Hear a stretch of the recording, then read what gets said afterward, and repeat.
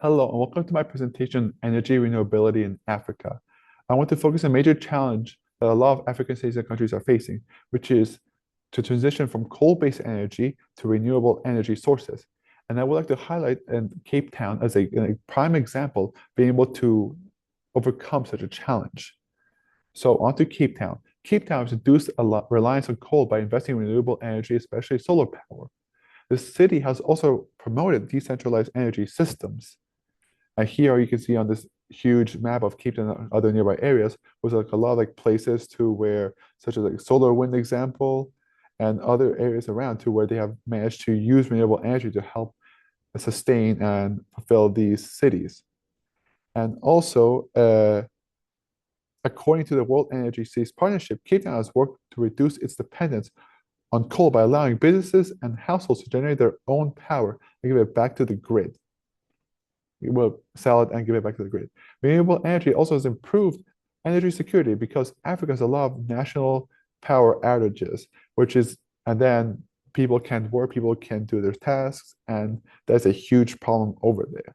So, and Cape Town manages to get rid of that problem by giving them renewable energy that they can store and such problems happen. And it also has made a lot more local jobs because people need to like look after those like energy sources. So it allows people to get money and be able to live a better life.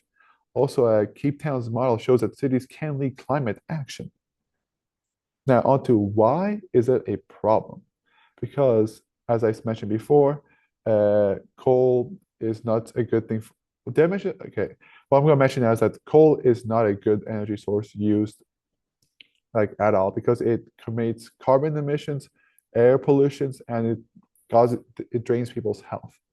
And power systems also that are on coal-based energy sources are unreliable, and there's a whole lot of energy inequality. And all this stuff can lead to climate change and also limits their financial resources. And what it also affects the most is the poorer countries because they can't get out of this problem since they don't have the resources or the financial backing to do so. But what can we do? How can we improve the life of these people? What can we do going forward? And what we can do is, first of all, look through the whole African continent and see different areas, different places where we can improve upon and how so. For example, we could maybe use desert regions for like large scale solar frames or coastal regions, and we can benefit from like wind or hydroelectric power. At the same time, we also do have to take into account economic inequality, which means that not every single place can afford it. But I think we should do is like we should kind of combine every single like successful country that should be able to help the smaller countries fluctuate and get a running start so they can be better, so they can help everyone in need, like it will help everyone at the end. And Cape Town's experience during the recent energy crisis study at Duke's, what was I saying?